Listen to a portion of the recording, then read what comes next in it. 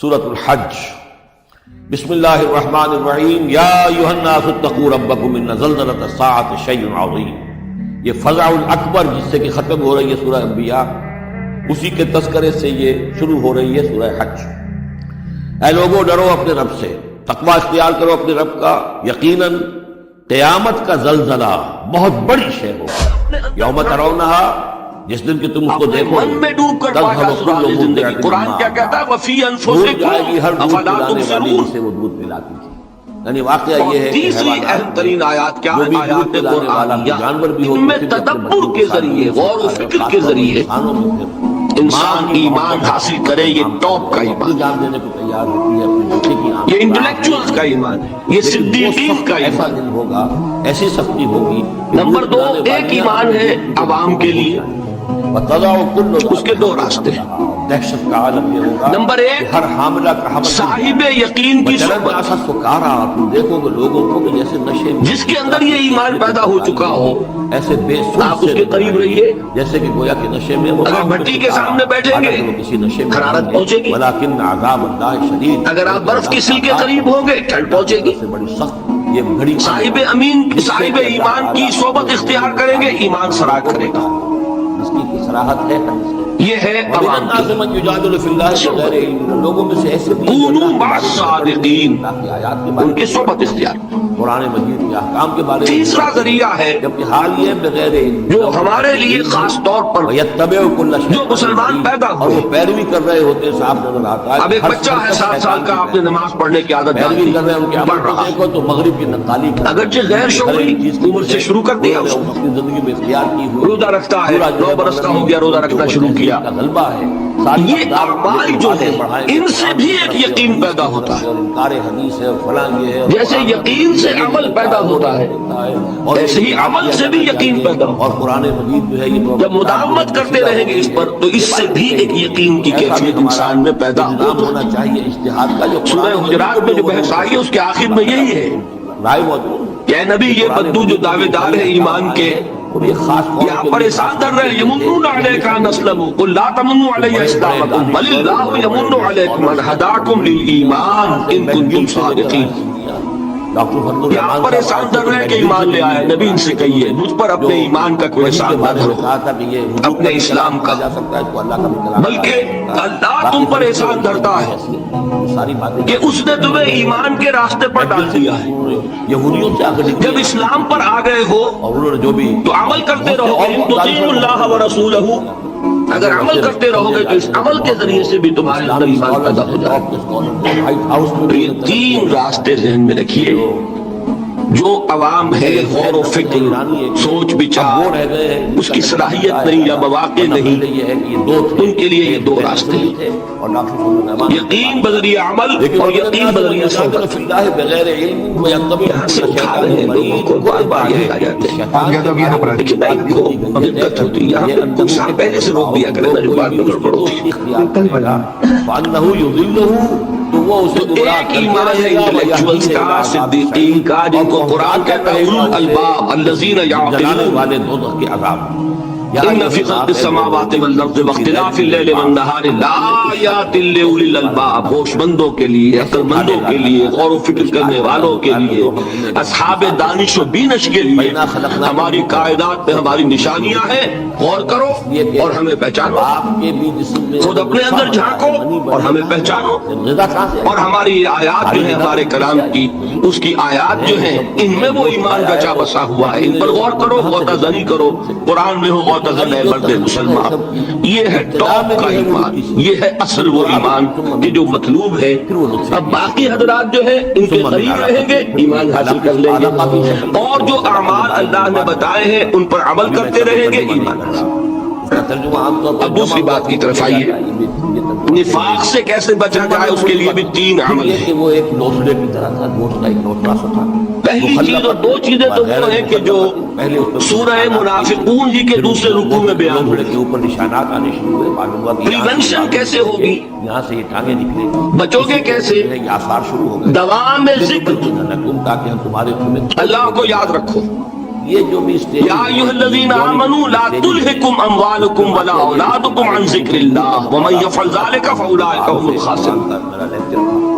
دل کو غفلت میں مت آنے. حیران اور ششتر جو اس وقت دل غافل ہوگا شیطان کا ڈیرا بن جائے گا. جن کی ٹیکسٹ بکس میں دنیا کے اندر وہ دوام ذکر میں البتہ یہ ذہن میں رکھیے کہ دوام ذکر کا ذریعہ کیا ہے اس میں مغالتے ہیں لوگوں کو.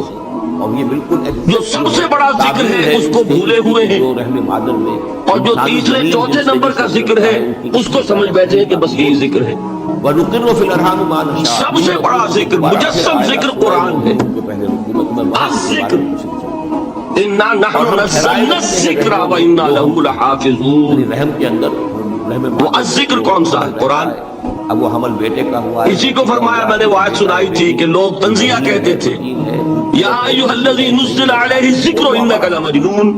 نقر فی الارحام ہم سے مخاطب ہوا کہتے ہیں فلاں جس کے اوپر کے اس کے خیال کے مطابق ذکر نازل ہوا ہے ہم تو تمہیں پاگل سمجھتے ہیں. وہاں بھی لفظ کیا ہے؟ الذکر. ثم لتبلغوا اشدکم. معلوم کیا ہوا؟ تم اپنی پوری جوانی انا انزلنا الیک الذکر لتبین للناس ما نزل الیہم. پہلے ہی یہ الذکر ہے. انہیں قبض کر لیا تو اس سے بڑا ذکر کوئی نہیں. تلاوت قرآن, تدبر قرآن, غور و فکر قرآن کا, جو بڑی ہی قرآن کو یاد کرنا. اس پر میرا کتاب چاہے مسلمانوں پر قرآن مجید اب تو یہاں شاید کوئی کتاب موجود نہیں رہی ہے. اگر آپ کو ضرورت ہوتی ہے پاکستان سے منگا لیتے ہیں ہر شے پڑھیے انشاءاللہ آ جائے گی چیز. نمبر 2 ذکر کیا ہے؟ پھر بچپن کی عادت اقیم الصلاۃ لذکری. لا يعلم من بعد نماز کو قائم کرو میری یاد کے لیے. یہ افضل العمر ہے جس سے کہ یہ ذریعہ ذکر میں وہ تو ہے ہی مجسم ذکر, اس سے پہلے اور یہ ذریعہ ذکر میں سب سے اہم ہے. جس کا نقشہ یہاں یہ عملی ذکر بھی ہو رہا ہے اور قولی بھی ہو رہا ہے. سورہ فاتحہ پڑھی آپ نے, قرآن شریف کی کچھ آیات پڑھی, پھر رکوع کیا. یہ رکوع جو ہے یہ آپ کا عملی ذکر ہے کہ آپ نے اپنے وجود سے اللہ کی عظمت کو تسلیم کیا. پھر آپ سجدے میں گرے, یہ آپ کا عملی ذکر ہے کہ اپنے وجود سے آپ نے اللہ کی عظمت کو اور تسلیم کیا. تیسری چیز ہے مسنون دعائیں اور مسنون اذکار جو حضور سے ثابت ہے. ہمارے یہاں کیا ہو گیا؟ مجھے فلاں بزرگ نے یہ چیز بتائی ہے وہ تو پڑھتے چلے جا رہے ہیں. نہ قرآن سے دلچسپی, نہ اذکار مسنونہ سے دلچسپی. ادعیہ معصورہ. آپ غور کریں گے کہ زندگی کے ہر عمل کے لیے حضور کی دعا موجود ہے. صبح اٹھے دعا ہے, آنکھ کھلتے بیت الخلاء میں داخل ہونے لگے دعا ہے, نکلے دعا ہے, وضو کرنے بیٹھے دعا ہے, فارغ ہوئے دعا ہے, مسجد کے لیے گھر سے نکلے دعا ہے, مسجد میں داخل ہوئے دعا ہے, مسجد میں جو ہے ذکر نماز ہے تلاوت ہے, باہر نکلے دعا ہے, گھر میں داخل ہونے لگے دعا ہے, سواری پر سوار ہو رہے ہیں دعا ہے, اتر رہے ہیں دعا ہے, شیشہ دیکھ رہے ہیں دعا ہے, کپڑے پہن رہے ہیں دعا. زندگی کا کوئی عمل نہیں یہاں تک کہ جو تعلق ضرور شو ہے اس کو کہ خالص حیوانی بات سمجھا جائے گا اس کے لیے بھی دعا ہے. غفلت میں وہ کام بھی نہیں کرتا.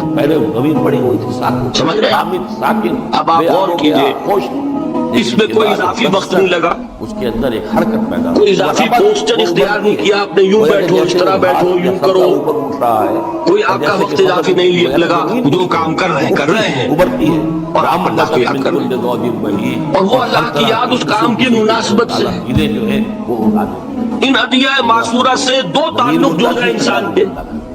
تمہارا دعا کس سے کر رہے ہیں؟ مٹی سے لے کر اللہ سے. تمہارے ایک جڑا کہ نہیں پورے بننے تک. اور یہ الفاظ کس کے ہیں؟ محمد رسول اللہ کے. تو آپ کے 2 تعلق جڑ گئے. آپ اپنی چیز سے گھڑ کر دعا مانگیں گے تو پہلا تعلق ہو جائے گا, دوسرا نہیں ہوگا. مہینے کا ہوتا ہے یہ تمہارا بہتر سے بہتر دعا مانگ لیں آپ. لیکن حضور سے جو معصور مسنون الفاظ جب آپ زبان سے نکالتے ہیں تو آپ کا تعلق اللہ سے بھی ہوا بذریعہ دعا, اور وہ الفاظ جو کہ حضور کے ہیں صلی اللہ علیہ وسلم تو حضور کے ساتھ. یہ تیسرا کرتا ہے. چوتھے درجے میں مانتا ہوں زمین تمہارے سامنے ایک ہوتی ہے خاص کسی شخص کے امراض کی تشخیص کرنے کے بعد تجویز. کوئی اگر طبیب ہے, ماہر طبیب روحانی, وہ آپ کو دیکھے گا تو اندازہ لگائے گا کہ آپ میں کیا کمی ہے, اس کے مطابق آپ کو ذکر بتائے گا. بھائی فلاں آیت کا مراقبہ کیا کرو. کسی میں بزدلی ہوتی ہے, کسی میں مال کی محبت زیادہ ہوتی ہے, کسی میں توکل کی کمی ہے, کسی میں شہرت کی خواہش ہے, نمایاں ہونے کا جذبہ ہے, کسی میں تکبر ہے. سب کا ایک سا برس تو نہیں ہوتا. بسم اللہ الرحمن الرحیم. تو یہ در حقیقت اندھے کی لاٹھی سے نہیں چلنے والی بات. یہ تو ماہر کی کا کام ہے کہ وہ تجویز کرے کہ تمہارے لیے خاص طور پر ذکر ہو رہی ہے. در حقیقت ہمارے جو یہ سلسلے تھے سلوک کے, بڑے ماہر ہوتے تھے یہ لوگ, یقیناً بڑے ماہر کا زلزلہ بہت بڑی یہ نفسات جو علم نفسیات ہے اس کے ہمارے صوفیہ سے بڑھ کر کبھی کوئی عالم گزرا ہی نہیں دنیا.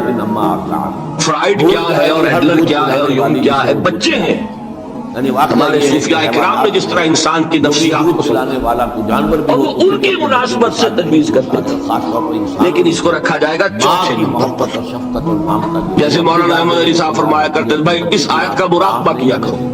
مراقبہ کیا مانی؟ اب ان الفاظ کو بھی ہم نے خام خواہ کچھ خاص ایک شکل دے دی. مراقبہ کیا؟ توجہ کرنا, دھیان کرنا, خاص اس آیت کے اوپر, اس کے معانی پر اپنے ذہن کو جمانا. وہ کیوں ہے؟ تاکہ آپ کے اندر جو کمی ہے اس کی تلافی اس سے. لیکن یہ کہاں آئے گا؟ چوتھے نمبر. سمجھ گئے؟ تو نفاق سے بچنے کا ذریعہ پریونشن کیا ہے؟ نفاق سے دوا میں ذکر.